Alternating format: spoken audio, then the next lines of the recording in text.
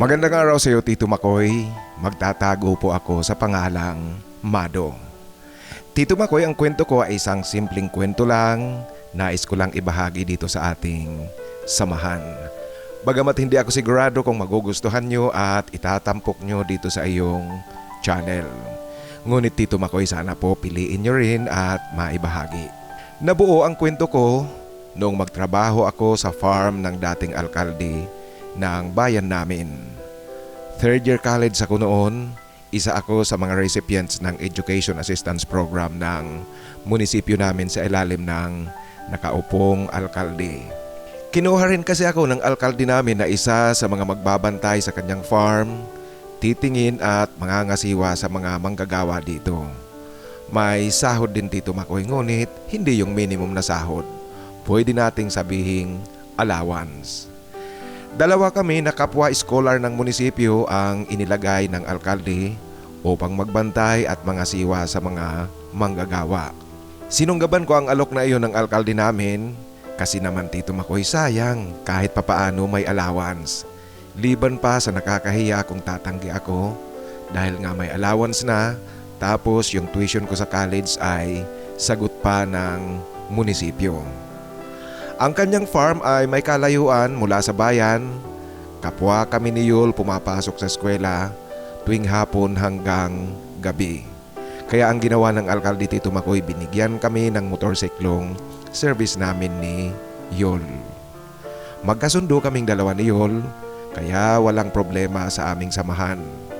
Namamahala sa mga manggagawa, papasok sa hapon hanggang gabi, pagkatapos uuwi sa farm. Dito kami sa farm ni Mayor nakatira, may supply din kami ng mga pagkaing lulutuin. Kaya Tito Makoy, paminsan-minsan lang kung umuwi kaming dalawa ni Yul sa kanya-kanyang pamilya namin. Nasa ibang bayan kasi ang farm na inaasikaso naming dalawa. Marahil Tito Makoy dahil sa palagi kaming magkasama ni Yul, maghapon at sa gabi, literal na kaming dalawa lang ang magkasama sa loob ng farmhouse. Nabuo ang isang ugnayang hindi plinano at hindi inaasahan. Pwede kong sabihin na hindi namin namamalayan, kapwa na pala nahuhulog ang loob namin sa isa't isa. At nakita namin na meron ng umuusbong na damdamin sa bawat isa noong panahon Tito Makoy na magdamag noong umuulan at lumakas ito kinabukasan. Hanggang maghapon hindi tumila ang ulan. Hindi na kami nakapasok sa eskwela at narinig namin sa radyo na bumabaha na sa lungsod kung saan kami pumapasok. Kinansil na rin ang pasukan sa lahat ng antas dahil nga sa malakas ang ulan at bumabaha na. At kinagabihan muli, lalong lumakas ang ulan. Meron na itong pabugso-bugsong hangin. Malamig na malamig talaga ang kapaligiran Tito Makoy. Kaya nung gabing iyon, ang niluto naming ulam ay ginataang kalabasa tapos nilagyan namin ng sili. Ginawa naming maanghang. Alam mo Tito Makoy, masarap ulamin ang ginataang kalabasa kung malamig ang panahon. Ang farmhouse na aming tinutuluyan, wala itong papag. Meron lang itong sahig na kawayan. Tapos meron kaming banig na ginagamit sa pagtulog namin sa gabi.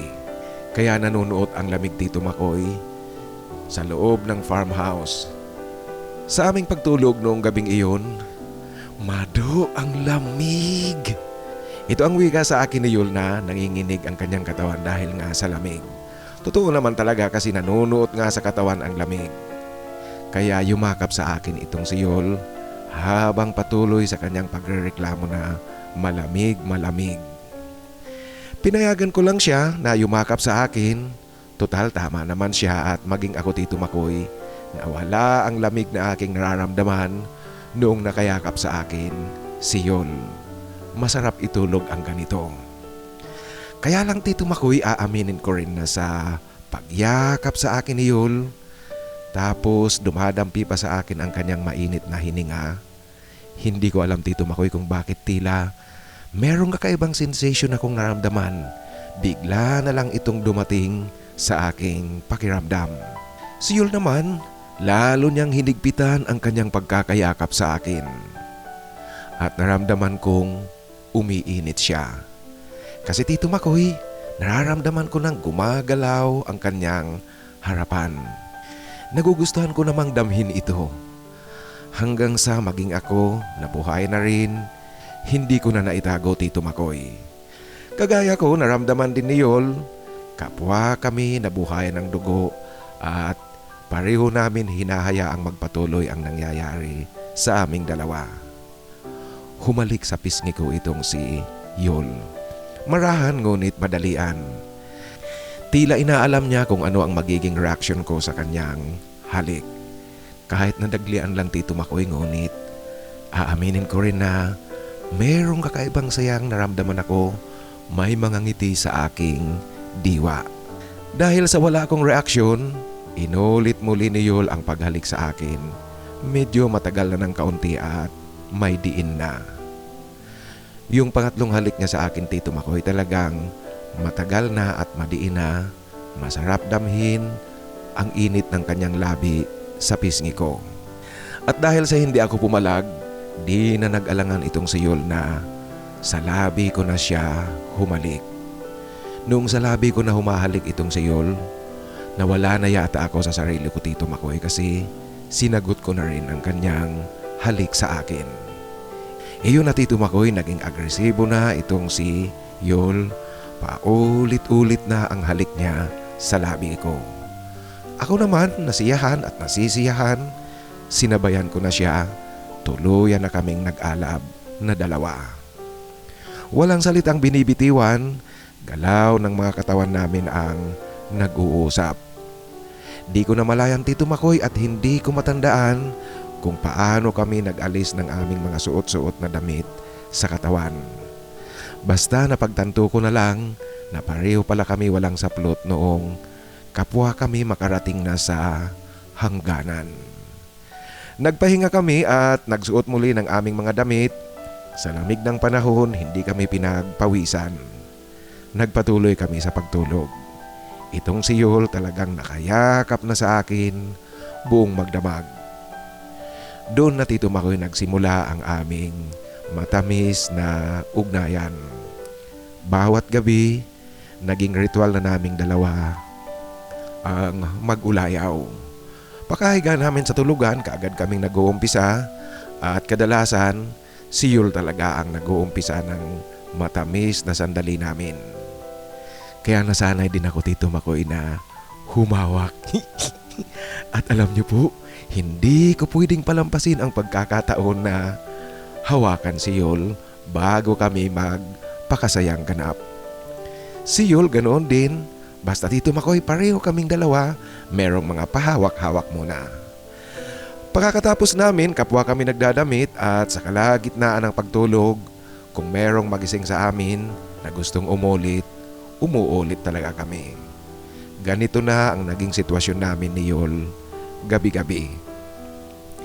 Sa araw, sa pangangasiwa namin sa mga manggagawa sa farm, sa eskwela, kahit saan Tito Makoy, basta sa labas ng tulugan, normal lang ang galaw namin ni Yol, walang nabago.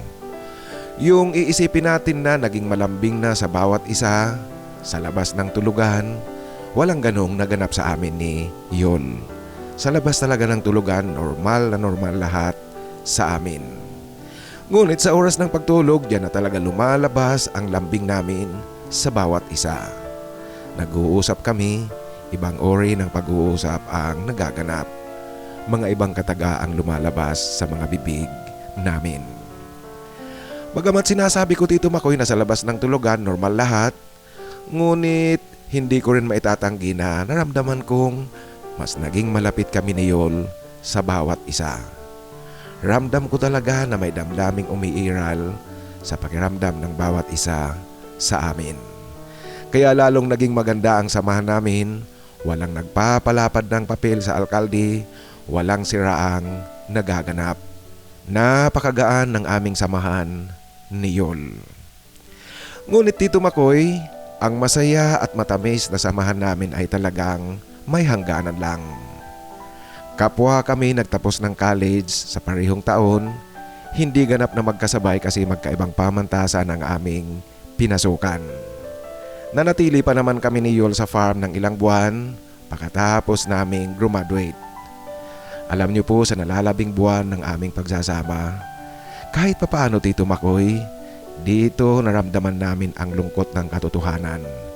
Yung nalalapit na ang panahon ng paghihiwalay namin ng landas.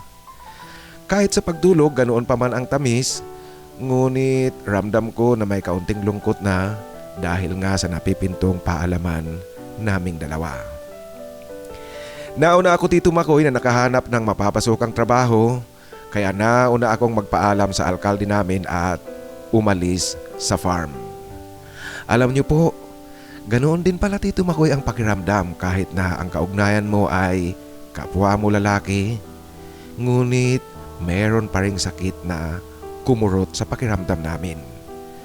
Alam niyo po, hindi namin talaga naiwasan ang maging madrama noong huling gabi ng aming pagsasama at pagtatabi sa tulugan ni Yol. Kinabukasan umaga, ibinigay ko na kay Yol ang susi ng motorsiklong gamit ko. Nagpahatid ako sa kanya sa kanto ng highway upang sumakay ng jeep pauwi sa amin. Alam mo Tito Makoy, itong si Yol, pakababa ko sa motorsiklo, kaagad na itong iniikot at pinatakbo papabalik sa farm. Walang salitang binitawan itong si Yol. Ako naman Tito Makoy, tanging buntong hininga lang ng malalim ang aking ginawa.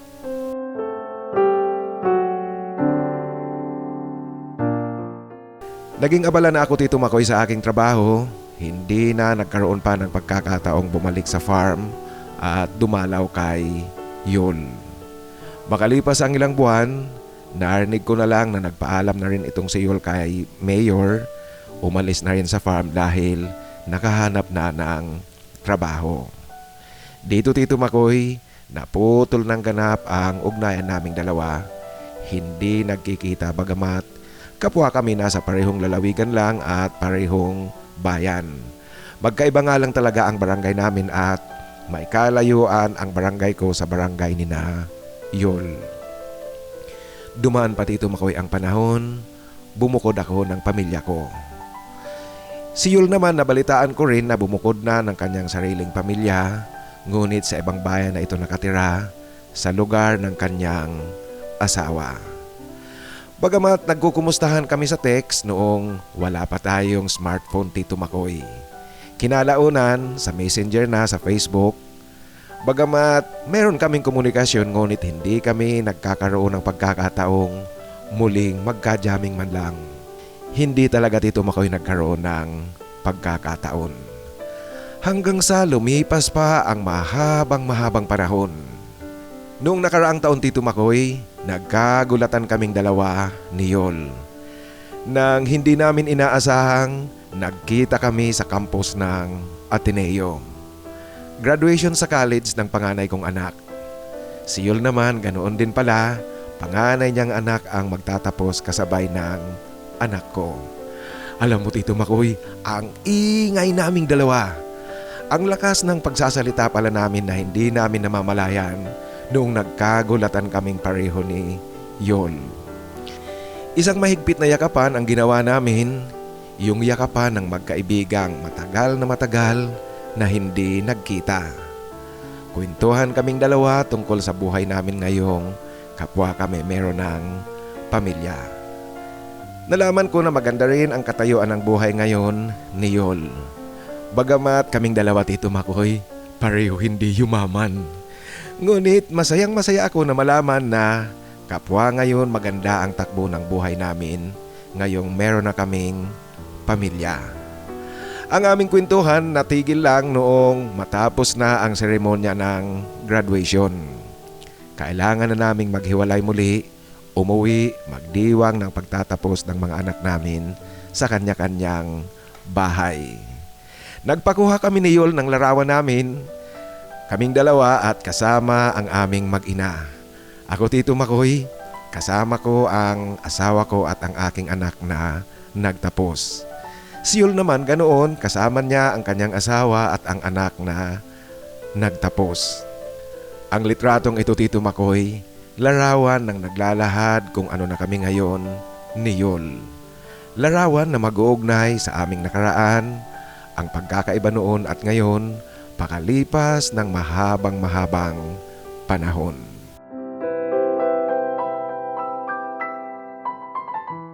Sa kasalukuyan Tito Makoy, patuloy kami paminsan-minsan nag-uusap sa cellphone o kaya sa messenger. Yung init at tamis ng ugnayan namin noon, wala na Tito Makoy at hindi na yon babalik muli. Bagaman nananatili kaming malapit na magkaibigan, ibang klaseng pagkakaibigan ngunit hindi na maibabalik yung ugnayan namin noon. Ang namagitan sa amin noon, marahil Tito Makoy, bahagi lang iyon ng kabanata ng buhay kung saan nag-i-explore tayo o nag-i-explore kami noon ng buhay namin, ng aming mga damdamin. Nag-i-explore sa kakaibang pag-ibig at kakaibang karanasan. Yung alkalde naman noon na kumuha sa amin, sa ngayon retired na siya sa politika. Ngunit iniisip din namin ni Yol na isang araw sorpresahin namin itong dadalawin sa kanyang bahay. Kahit papaano Tito Makoy, alam namin na matutuwa yun sigurado kung bigla na lang kaming susulpot sa kanyang harapan. Alam mo kasi Tito Makoy, kahit papaano, napakalaking utang na loob ang tinatanaw namin sa dating alkaldeng iyon. Bagamat sabihin natin na yung itinutulong niyang pera noon galing sa kaban ng munisipyo, ngunit malaking bagay iyon at kinakailangan lang na tanawin namin ng napakalaking utang na loob. Sa ngayon Tito Makoy, kung tatanungin mo ako tungkol sa aking karanasan sa pagkakaroon ko ng kaugnayan sa kapwa lalaki, masasabi ko Tito Makoy na kahit lalaki ka pala, pwede ka ring umibig pa sa kapwa lalaki o magkaroon ng romantikong ugnayan. Hindi talaga imposibleng mangyari ang ganyang relasyon. Kasi nga sa akin Tito Makoy, sa aming dalawa ni Yol, nangyari iyon at pareho kami lalaki. Ang pagkakaroon Tito Makoy ng relasyon, romantikong ugnayan sa kapwa lalaki, depende na lang yan kung paano mo dadalhin o kaya paano mo tatratuhin ang ganyang sitwasyon sa sarili mo sakaling dumating ang ganyang pagkakataon sa buhay mo. Kagaya namin ni Yol, bagamat noon pa alam namin na kapwa kami lalaki, ngunit nagkaroon kami ng kakaibang ugnayan. Alam ko Tito Makoy at pwede kong sabihin, umibig talaga kami sa isa't isa. Subalit, hindi pa rin nawala sa amin ang pagiging lalaki. Sa kabila kasi ng aming lihim na ugnayan, tinungo pa rin namin ang landas patungo sa pagbuo ng kanya-kanyang pamilya. Sa ngayon Tito Makoy, kapwa kami masaya ni Yol sa aming mga buhay may pamilya. Kapwa kami masaya na nakikita namin ang bawat isa, maganda ang kalagayan, maganda ang takbo ng buhay. Hanggang dito na lang po Tito Makoy ang aking kwento. Sana po piliin nyo at sana magustuhan ng mga kasama natin. Ang isa sa iyong mga tagapakinig, Mado.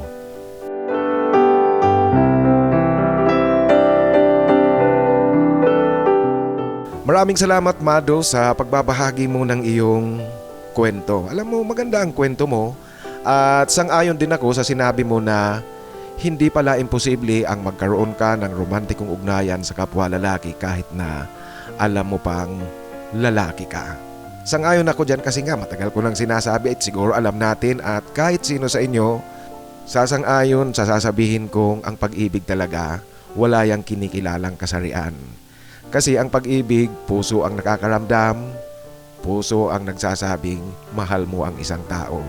Regardless kung ano yan, kung anong kasarian, kung ano ang kanyang itsura, kung ano ang kanyang katayuan.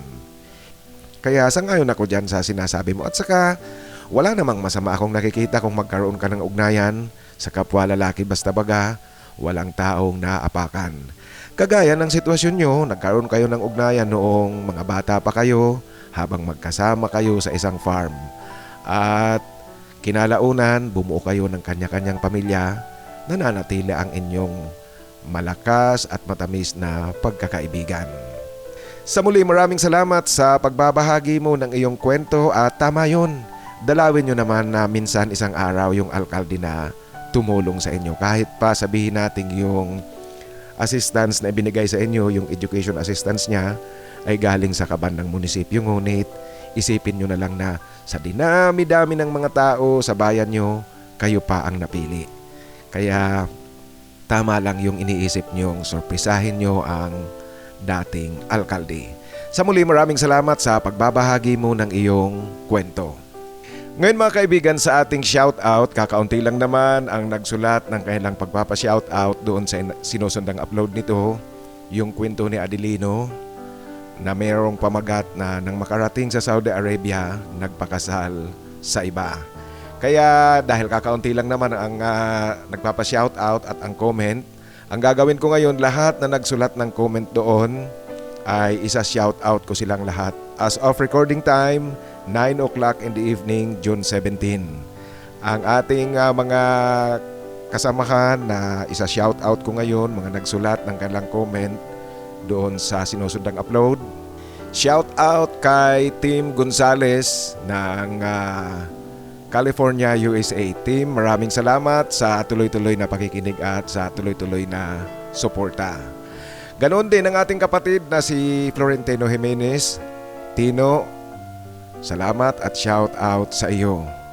At ang ating kababayan, ang ating kasamahan na nasa Aloha State of Hawaii, si Ricky alias Top Gun 1968.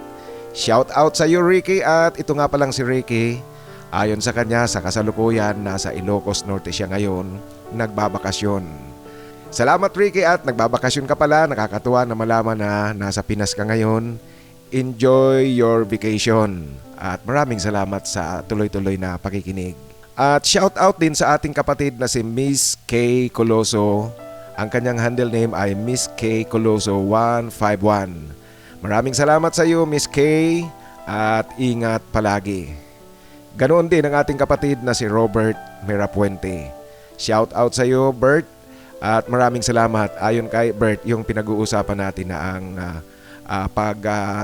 kikwento ko, yung kwentuhan natin, hindi talaga pagdating sa intimate moment, talagang pahapyaw lang, patouch lang, dahil nga yung sinabi ko na ang unang-unang consideration ko dyan ay kayong mga nakikinig sa akin, mga dissenting tao. Kaya pahapyaw lang ng kaunti, liban pa sa katotohanan ang YouTube tila yata mahigpit sa akin. Kaya tama ka, Bert, yung sinabi mo na dapat talaga mga refined lang ang words na gagamitin natin upang hindi nakakabastos naman sa panig ng mga nakikinig. Sabihin natin kahit papaano gumamit tayo ng maging bastos ng kaunti tayo. Yung bastos in a way na ma-appreciate mo yung kabastusan na hindi nakakababoy. Alam mo, nyo mga kaibigan, siguro sasang-ayon kayo sa sinasabi ko na paminsan-minsan maganda rin yung meron tayong kabastusan ng kaunti, ngunit yung kabastusan na hindi naman kababuyan. Alam nyo, ang kabastusan ay kailangan rin talaga, lalo na nga sa relasyon. Ang kabastusan nakakapagpatamis pa yan ng relasyon, yung romantic relationship ng dalawang tao. Ngunit talagang kinakailangan yung kabastusan na hindi kababuyan. Sa muli, Robert Mirapuente, salamat at sang-ayon ako. At salamat din na sumasang-ayon ka sa aking sinabi na kinakailangang refined ang mga words na gagamitin natin. Bagamat kahit papaano, lagyan natin ng kaunting landi ang pagkikwentuhan natin. Sa muli, maraming salamat sa iyo, Bert, at ingat palagi. Shout out din sa ating kapatid na si CJ ng Chicago, Illinois, USA. CJ, maraming salamat sa tuloy-tuloy na pakikinig. Ganoon din ang ating kapatid na si Troy Manggibin. Troy Manggibin, maraming salamat at shout out sa iyo. Ang ating kapatid naman na si Gerson, maraming salamat Gerson, shout out sa iyo at salamat sa tuloy-tuloy na pakikinig. Ganoon din ang ating kapatid, si Mr. Ed Oy, alias Kim1 1000 ng Las Vegas, Nevada, USA. Maraming salamat Sir Ed sa paanyaya mo sa akin na kung sakali lang na matuloy ako, although hindi ko pa alam kung kailan yan, kung sakali lang na matuloy akong bumisita sa Tati, si Mr. Ed Oy, tuloy-tuloy ang kanyang pag-iimbita sa akin na pumunta sa kanila. Alam mo Mr. Edoy, ang pagpunta, kung sakaling matuloy ako, ang pagpunta dyan sa iyo, hindi imposible kasi ang target ko talagang puntahan ay ang Arizona. Nevada at saka Arizona, magkatabi lang yan na states sa US. Sa muli Mr. Edoy, maraming salamat sa tuloy-tuloy na pakikinig at sa suporta. At salamat din sa patuloy na pag-aanyaya sa aking bumisita dyan sa inyo. Ang ating kapatid naman na si Dominador Patawaran, Dom, shout out sa iyo. Ito nga palang si Dom, galit na galit doon sa letter sender natin, si Adelino. Doon sa sinusod ng upload nito na nakarating lang ng Saudi Arabia, kinalimutan ang pamilya, tinalikuran, nagpakasal sa iba. Ayon kay Dom, yung comment niya, Tito, nakakabuhisit pakinggan yung kwento mo. Hindi naman yan para sa akin yung yung comment niya. Ang ibig sabihin dito ni Dom, nabubuhisit siya doon sa letter sender at doon sa kanyang kwento. Maging ako nga Dom talagang siguro naman mahalata nyo kung naiinis ako sa letter sender natin dahil sa kanyang kalukuhang ginawa. Nababasa nyo siguro yan sa aking pananalita pagdating sa reaction. Sa muli Dom, maraming salamat. Ito nga palang si Dominador Patawaran, kasama ito sa mga hinahanapan natin ng forever. Nasa Team A itong si Dom. At ang ating kapatid naman na nasa Al-Kubar, Saudi Arabia, si Teddy Arasola. Sa muli Teddy, shout out sa inyong lahat dyan, ng ikaw at ang iyong mga kasamahan sa trabaho. Salamat at ingat palagi. Ang ating kapatid naman na nasa Santiago City, Isabela, si Severino Pabo. Seb, shout out sa iyo at maraming salamat. Ayon kay Seb, nakaka-relate siya doon sa kwento. Kasi may kaparehong karanasan siya. Bagamat sa kaso niya, hindi siya ang nagloko. Nakakalungkot Seb na malaman na nakaka-relate ka dahil may ganyang experience ka rin. Sa muli maraming salamat sa tuloy-tuloy na pakikinig at suporta dito sa ating kwentuhan. Ang ating kapatid naman na nasa South Korea, si Joffer. Shout out sa iyo Joffer at ingat palagi dyan. Maraming salamat.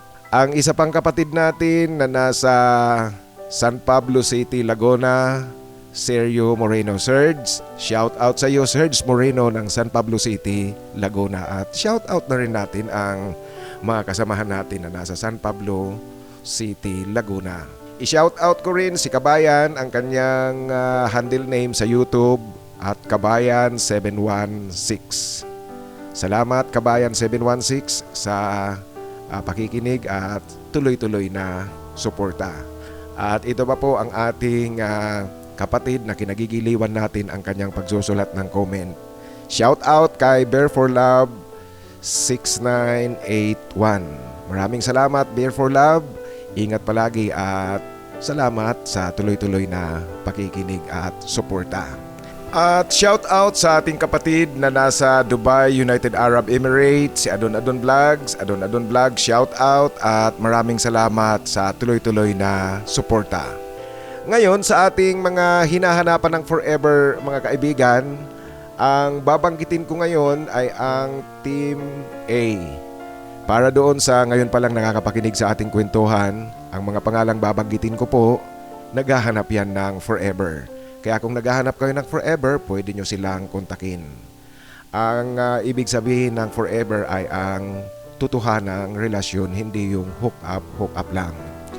Naghahanap ng forever si Alvin Kalalang, Dominador Patawaran, Paulo Laison, Jason Hanson, Julius Espirito, si Neil R., Sam Barreto, Ramon Sarmiento, Chor Barrel at si Rick Gloria. Ayan mga kaibigan, yung binanggit kong pangalan, kung naghahanap kayo ng forever, naghahanap sila ng forever, kaya pwede nyo silang kontakin.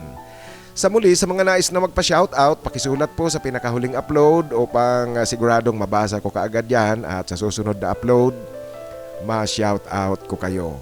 At sa mga nais namang magbahagi ng kanilang kwento, ipadala lang sa aking email, titomarcos@yahoo.com.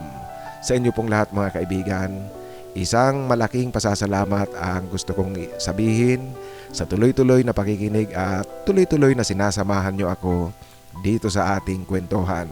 Mabuhay po kayong lahat at sana makamtan nyo ang napakalaking biyaya galing sa itaas.